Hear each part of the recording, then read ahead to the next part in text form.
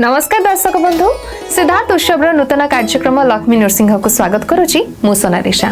दर्शक बंधु नृसिंह पुराण रे अनेक पौराणिक कथा रही आपण समस्त जमी जानते आम यही कार्यक्रम में आम से पौराणिक कथा विषय आलोचना करता सहित पूर्व अध्याय आम नहुष और उर्वशी विषय अनेक किछि कथा आलोचना करथिले। तेबे उर्वशी तो स्वर्गपुर को बा स्वर्गलोक को चली जाइथिले और नहुष रही जाइथिले, किंतु नहुषंकर भी जड़े पुत्र थिले जहाँ नाम होछि जजाति, जे होछन्ति चंद्रवंशर राजा।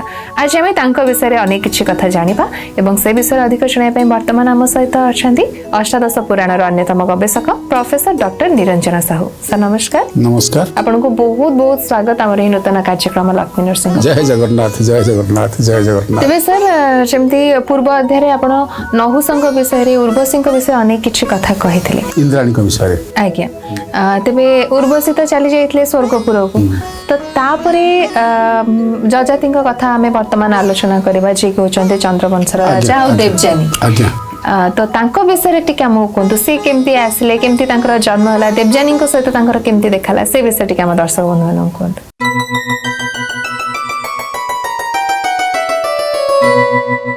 बहुत सुंदर कथा प्रिय दर्शक बंधु।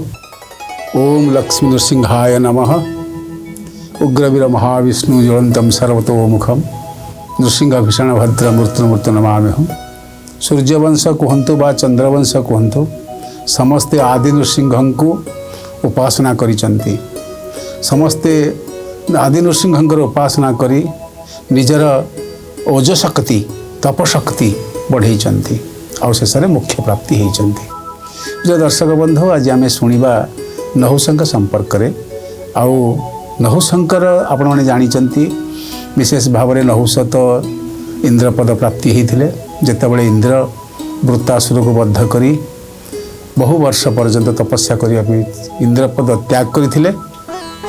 कारण विशेष भाव में जितेबाला ग्लानि हुए जितेबाला पाप हो जाए से मनीष पापर प्रायश्चित करे।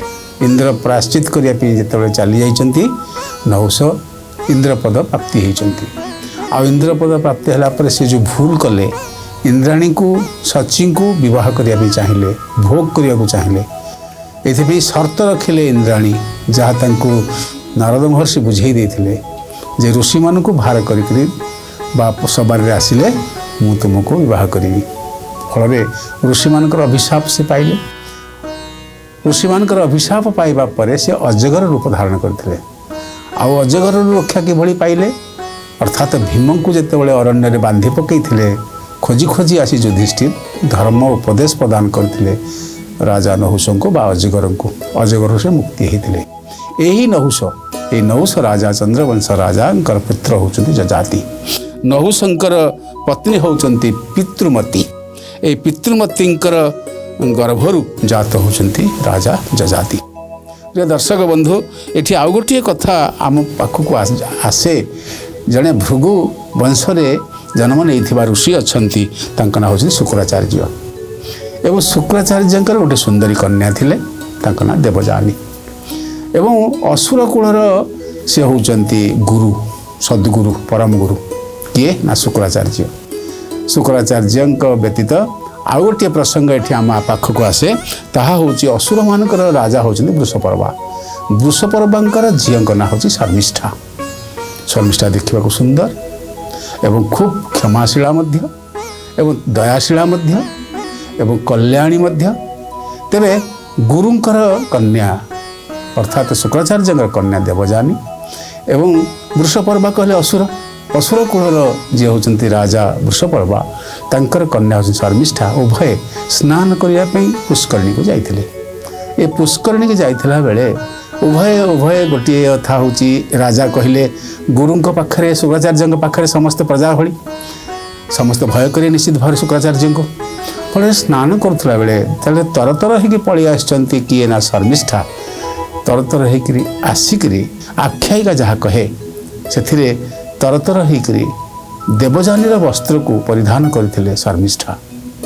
एवं जिते शर्मिष्ठा वस्त्र को परिधान करते स्नान सारी फेरुंट देवजानी कारण से गुरु शुक्राचार्य कन्या से विक्षिप्त होती क्रोधित होती क्रोधित ही शर्मिष्ठा को गाली देइचंती कारण से रजा झील हेले मध्य ये गुरुंकर कन्या तेणुक गाली देइचंती से गाली रे म्रियमाण होइचंती शर्मिष्ठा एवं म्रियमाण हेई जो वस्त्र पिंधि थिले से वस्त्र को बदलई करी देवजानी वस्त्र को फिंगी देइचंती गोटे कूଅ भीतर को एवं कूଅ भीतर को देखा को जो जाइछन देवजानी से शर्मिष्ठा कूଅ भीतर को देवजानी को मध्य पेली देइचंती एवं कूଅ भीतर पड़ी देवजानी तार वस्त्र को आनिया पे प्रचेष्टा करुच्ची तार सब वस्त्र मध्य खोली जाइए कूଅ भीतर पड़ी यही समय हस्तिन राजा जजाति नहुशंकर पुत्र अरण्य को मृगया विनोद में जाते जिते मृगया विनोद में जाइछंती हठात गोटे चित्कार शुणिले कौटू गोटे से बांफी भितर कूଅ भीतर एभली शब्द आसूची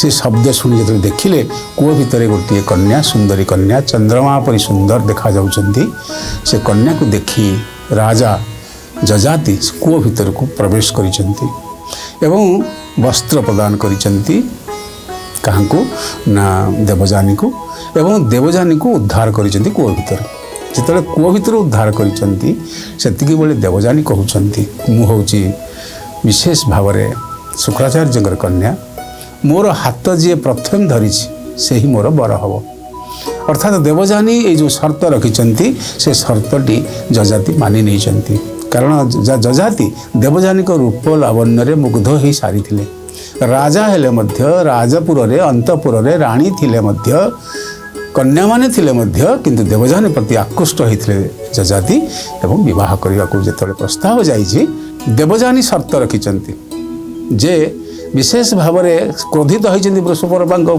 कन्या शर्मिष्ठा से कहते जे मोर मुझे विवाह कर जजाति को जाए ताहले मोर दासी हम किए ना शर्मिष्ठा फल राजा वृषपर्वा दुखित होती शर्मिष्ठा भी दुखित दुखित हेले दासी होगा पड़ी एवं सेठी कहते किए ना विशेष भाव में राजा वृषपर्वा कहते क्या झील कन्या शर्मिष्ठा को कारण से गुरु तांको अभिशाप रे आमे समस्ते मृत्युवरण करूँ पाखे संजीवनी मंत्र अच्छी कन्या क्षमा कले झील क्षमा तो मिलई क्षमार नाही जे अंत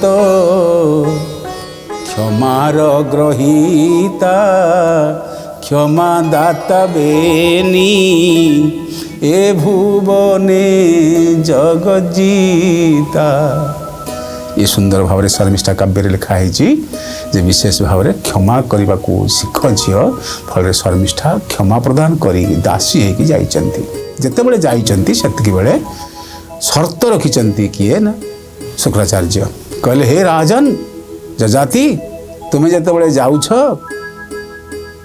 उभय को लेकरी तुम पत्नी भाव में देवजानी एवं दासी भाव में शर्मिष्ठा जाऊँच शर्त हूँ तुम्हें केतबेले हेले मध्य शर्मिष्ठा प्रति आकृष्ट हेनी पर कन्या प्रति आकृष्ट हम ना जदि आकृष्ट हो ताले दंड भोग कर राजा तो जजाति विशेष भाव में देवजानी प्रेम उड्बुट होते तेणुक सी बह किंतु हृदय निभृत कोण भितर रही जाइछंती रूपसी शर्मिष्ठा एवं रूपसी शर्मिष्ठा को देखिक से मध्य सहित आसक्त होती देवजानी होती राजराणी किंतु शर्मिष्ठा होती गुप्त कक्षर नायिका। प्रिय दर्शक बंधु विशेष भाव में यही प्रसंग जहाँ जजाति प्रसंग ये जजाति प्रसंग बड़ रोचक प्रसंग जजाति तो विवाह करुँच क्या ना देवजानी को एवं तत्सहित नहीं जाऊँच साथी शर्मिष्ठा को शर्मिष्ठा होती तो असुर कन्या वृषपर्वा कन्या एवं शुक्राचार्यंकर गुरुंकर कन्या होती देवजानी। ये गोटे छोटिया प्रसंग अच्छी से प्रसंगटी होली भाव में ना जिते बड़े राजा जजाति जिते कथा दौरान क्या ना विशेष भाव शुक्राचार्य को एवं कथा दौरान देवजानी को कारण देवजानी रुष्टा देवजानी सुंदरी किंतु रुष्टा शर्मिष्ठा सुंदरी किंतु शांत। प्रिय दर्शक बंधु दुईटी कथा गोटे हूँ गोटे पक्षरे दुई कन्या मध्य गोटे पक्षरे देवजानी अन्य पक्षरे शर्मिष्ठा ये दुई जन भितर शर्मिष्ठा विशेष भाव में बापा द्वारा अर्थात विशेष भाव में असुर हेले द्वारा आहूत होती किए ना शर्मिष्ठा କହିଛନ୍ତି ତୁମେ ଆଦି ନୃସିଂହକୁ ସ୍ମରଣ କର। ତୁମ ଭିତରେ ଅର୍ଥାତ୍ ଶର୍ମିଷ୍ଠାଙ୍କ ଭିତରେ ନାରାୟଣ ସ୍ତୁତି ମଧ୍ୟ ରହିଛି। ଯେମିତି ବିଶେଷ ଭାବରେ ହିରଣ୍ୟକଶିପୁଙ୍କର ପୁତ୍ର ଯିଏ ହେଉଛନ୍ତି ପ୍ରହ୍ଲାଦଙ୍କ ଭିତରେ ଅସୁର ହେଲେ ମଧ୍ୟ ଯେଭଳି ଭାବରେ ପ୍ରହ୍ଲାଦଙ୍କ ଭିତରେ ନାରାୟଣ ସ୍ତୁତି ଥିଲା, ଓଂ ନମୋ ଭଗବତେ ବାସୁଦେବାୟ, ଓଂ ନମୋ ନାରାୟଣାୟ, ଠିକ୍ ସେଇଭଳି ଭାବରେ ବୃଷପର୍ବାଙ୍କ ଦ୍ୱାରା ପ୍ରେରିତ ହୋଇଛନ୍ତି କିଏ? ଶର୍ମିଷ୍ଠା। ଆଉ ନିଜେ ବିଭୂତି କର୍ମରେ ମଧ୍ୟ ଲୀନ ହୋଇଛନ୍ତି। ଯିଏ ବିଶେଷ କରିକିରି ନିଜେ ଭଗବତ ପରାୟଣ ହୁଏ, ଅସୁର କୂଳରେ ଜନ୍ମ ହେଲେ ମଧ୍ୟ ଭଗବତ ପରାୟଣ ହୋଇଯାଇଥାଏ, କ୍ଷମା ପ୍ରଦାନ କରିବା ପାଇଁ ସକ୍ଷମ ହୋଇଥାଏ, ସେ ନିଶ୍ଚିତ ଭାବରେ ପରମ ପଦ ଲାଭ କରେ। ଏଇଥିପାଇଁ ଯେଉଁ ବଂଶରେ ବଳି ରାଜା, ଯେଉଁ ବଂଶରେ ପ୍ରହ୍ଲାଦ, ସେହି ବଂଶରେ ଆସୁଛନ୍ତି ବୃଷପର୍ବା। ଚନ୍ଦ୍ରବଂଶର ପର୍ଯ୍ୟାୟରେ ଯଜାତିଙ୍କ କଥା ଆସିଲା ବେଳେ ଆସୁଛନ୍ତି ବୃଷପର୍ବା ଯେଉଁ ପ୍ରଦାନ କରିଛନ୍ତି କଥା କାହାଙ୍କୁ? ବିଶେଷ ଭାବରେ ଶର୍ମିଷ୍ଠାଙ୍କୁ। ତାହା ହେଉଛି ଶିକ୍ଷଣୀୟ। କହୁଛନ୍ତି କ୍ଷମା କରିବା ସବୁଠାରୁ ବଡ଼ କଥା।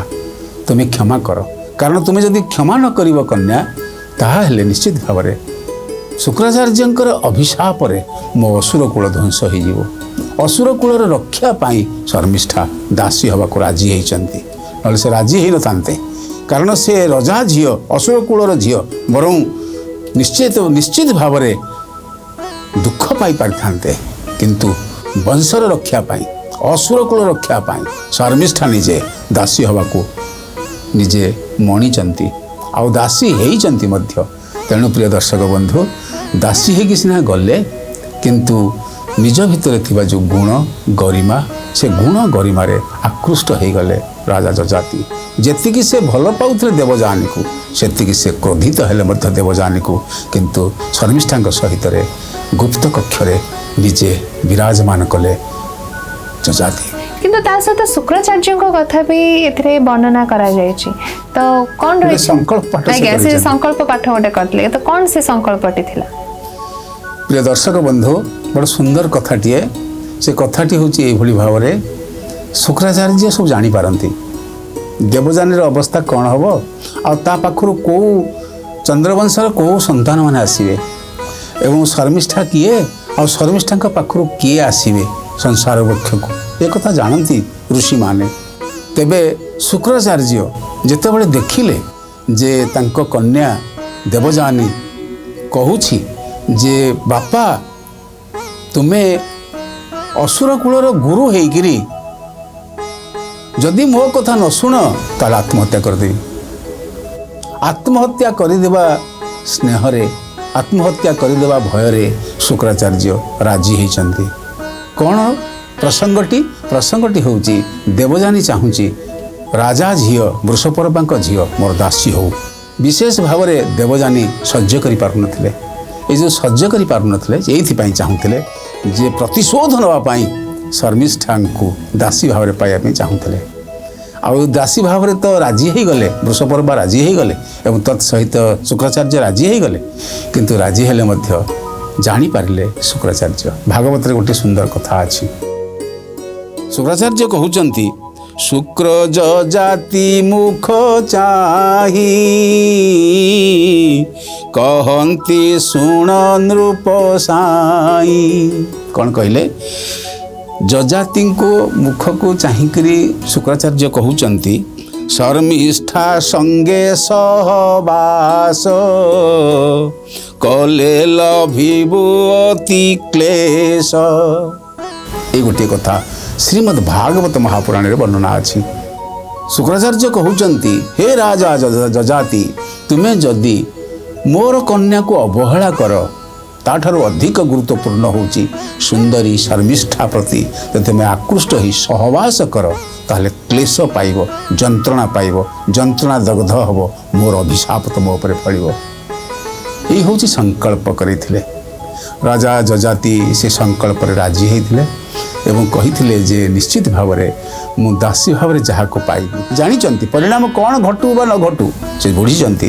ଶର୍ମିଷ୍ଠା ପ୍ରତି ତାଙ୍କର ହୃଦୟ ଭିତରେ ଆସି ସାରିଥିଲା ପ୍ରେମର ଅଙ୍କୁରଣ। ପ୍ରିୟ ଦର୍ଶକ ବନ୍ଧୁ, ଦେବଯାନୀକି ଏବଂ ତତ୍ ସହିତ शर्मिष्ठा को नहीं जाइथिले जजाति किंतु नहीं जाइथिले मध्य विशेष भाव में जो गुप्त कोठरी देकरी गुप्त राजमहल रे शर्मिष्ठा थिले दासी रे दासी भाव कर काम करुथिले किंतु रात्र निवृत्त कक्ष रे प्रवेश करुथिले सुड़ंग दे प्रवेश करुथिले जजाति शर्मिष्ठा गृह रे एठी शर्मिष्ठा सहित शर्मिष्ठा जहाँ इच्छा करथिले जे राजा जजाति की मु पाई पारलेनी मो बापा राजा हेले मध्य असुर कूल राजा हेले मध्य मते दासीपण खटिबा को हब जो दुख थिला से दुख प्रशमित होइथिला। जे दर्शक बंधु जानती शर्मिष्ठा पाखरु किए आसुचंती शर्मिष्ठा और जजाति पाखरु जन्म नौचंती राजा पुरु जो राजा पुरु वंश रे आसीबे किए ना राजा विशेष भाव में शर्मिष्ठा पाखरु पुरु आसुचंती आ पुरुंकर पुत्र भाव में दुष्मंत आसुचंती आ दुष्मंत पाखरु आसुचंती राजा भरत जहाँ भारत वर्ष ये हूँ शर्मिष्ठा जी आदि नृसिंह को सेवा करुले से ही होउचंती शर्मिष्ठा एवं से शर्मिष्ठा संकल्प को मध्य बुझीगले किंतु जजाति मध्य कौन कले ना विशेष भाव में संकल्प को संकल्प भाव रखिले ना चिंता कले बरं मु कष्ट पाइबी क्लेश पाइबी किंतु शर्मिष्ठा को छाड़ी पारिबी ना फल देवजानी पाखरु सृष्टि हेले जदुवंश जदुवंशी सृष्टि हेले देवजानी आउ जजाति पाखरु ये गोटे पर्यायर जदुवंशी आरंभ हो गले एवं अन्य पक्षरे आरंभ हो गले यही जो चंद्रवंश रे शर्मिष्ठा पाखरु राजा पुरु जन्म नेले। प्रिय दर्शक बंधु ये प्रसंग सुंदर भाव में नृसिंह पुराण रे जहाँ वर्णना अच्छी ये वर्णना भितर राजवंशर जो चरित अच्छी ये राजवंशर चरित आउ तत्सहित सेमानकर जो यज्ञ कर्म विष्णु तृप्ति यज्ञ बा विश्व शांति महायज्ञ से विश्व शांति महायज्ञ करी एमाने भगवान को मध्य प्राप्ति होते एवं भगवान को मध्य प्राप्ति होते जजाति मध्य तेबे जजाति थिले विशेष भाव में स्त्रैण स्वरूपर काम प्रवण युक्त जेते दुख पड़ू मध्य वृद्ध बयस पर्यंत मध्य से कामिनी खोजुथिले एवं से कामिनी रे वशीभूत होइथवा जजाति संपर्क रे जानी निश्चित भाव में शुक्राचार्य कहिथिले जे तुमे जदि शर्मिष्ठा सहित सहवास कर क्लेश पाइब क्लेश पाइचंती तो से अभिशाप से पुणी केमती मुक्ति पाइथिले। बहुत सुंदर कथा प्रिय दर्शक बंधु आसंतु शुणिबा जजाति प्रसंग रे आपण माने जानिचंती जहाँ जजाति को संकल्प करैथिले शुक्राचार्य ताको से मानि नथिले फल से जंत्रणा पाइथिले देवजानी तांको बापा को सब कथा सब वृत्तांत जणै देथिले अर्थात निजे राजमाता हेले मध्य राजराणी हेले मध्य किंतु स्वामी जेतेबेले पर स्त्री पाखकू गुप्तरे गमन करुचंती ए कथा जानिबा परे राजमाता देवजानी रुष्टा होइथिले एभली रुष्ट होइथिले जे तांकर गोटिए औषधि होउचंती शुक्राचार्य बापा को जणैले बापा एभली दुख मो जीवन रे लेखा अछि फल शुक्राचार्य उत्क्षिप्त होइथिले कारण पूर्व तो शुक्राचार्य कहि देइथिले संकल्प करिकरी कहले जे हे जजाति राजा तुमे जदि शर्मिष्ठार देह भोग कर ताल तुमे क्लेश पाइब भागवत रे वर्णना अछि नृसिंह पुराण मते सेई कथा वर्णना करूचंती किंतु शर्मिष्ठा प्रेम रे तो बड़ व्याकुल थिले विशेष भाव में जजाति उपभोग कले जन्म नेले जजाति पाखरु आसिले राजा पुरु आ जदु जन्म होउछंती देवजानी पुरु पुत्र हेले मध्य सौतुणीर मान अर्थात सौतुणी मरु अर्थात स्वामी मरु किंतु सौतुणी रांड हो एमती गोटे कथा ओडियार अच्छी ताहा ही घटी एठी अर्थात जे विशेष भाव में शर्मिष्ठा दुख पाऊ यह चाहे किंतु शर्मिष्ठा तो नृसिंह लक्ष्मी नृसिंह जप करुचंती तांकर दुख पाइबार कौन अच्छी आ जजाति सहित कूल निजे पाखरे रखिंट तेरे प्रिय दर्शक बंधु सुंदर भाव में जजाति को अभिशाप दौरान जो क्लेश पाइले अभिशाप आसी दौरान किए शुक्राचार्य जे तुम्हें वृद्ध हो जाओ जो अभिशाप दौरान फल जजाति तुरंत यौवन अवस्थारू वृद्ध हो जाउचंती कारण ऋषिवाक्य वृद्ध हो जाइचंती किंतु काम पीड़ा जाऊ ना आपण जते वृद्ध हुंतु प्रिय दर्शक बंधु काम पीड़ा मृत्यु पर्यंत जाए ना वृद्ध हुंतु बा वृद्धा हुंतु फल जिते जजाति पाखर काम पीड़ा जाए ना से व्याकुल होती से व्याकुल होती काम पीड़ा पीड़ित होती ए कथा जितेबाला से पुत्र मान डाकी पचारि कहले जे वृद्ध होइली जुबा काले घन जे सने अंतराले जेभली भाव मते काम पीड़ा देउछि जुबा काल मु वृद्ध हो जाइछि फल मु जंत्रणा पाउछि ए कथा कही डाकिले पाखकू जदू को अर्थात देवजानी पुओ को एवं डाकिले मध्य शर्मिष्ठार पुओ को पुरु को डाकिले किंतु से मने करथिले पुरु आसीबा पूर्वरु जदू आसी पहुँचले कारण से राजमाता राजपुर रे अछंती वृद्ध अवस्था शोईचंती खटरे पड़ीचंती पलंकर पड़ीचंती उठी पारु नाहंती वृद्ध हो जाइचंती गलित केश पलित दांत नाही मुंड बाल पाची जाइछि आ विशेष भाव में चम धुड़ु धुड़ु ये भली अवस्था से शज्या साई उठी पारु नाहंती ए अवस्था जो पचारुचंती पुरु कहूँ भर्छना करुच्ची बापा वृद्ध बयस तुम भितर एभली काम पीड़ा भाव अच्छी एठी पितृऋण सुझी पारि ना जदू किंतु